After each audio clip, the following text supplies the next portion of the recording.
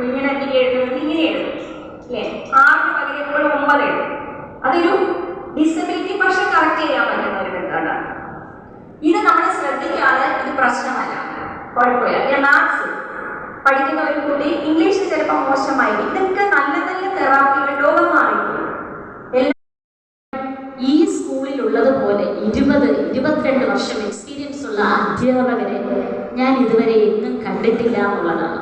ഒരു പ്രൈവറ്റ് സ്ഥാപനത്തിന് ഞാൻ കണ്ടിട്ടില്ല. അത്രയും അധികം അധ്യാപകരാണ് ഇവിടെ തന്നെ ഉള്ളത്. അത്രയധികം എക്സ്പീരിയൻസ്ഡ് ആയിട്ടുള്ള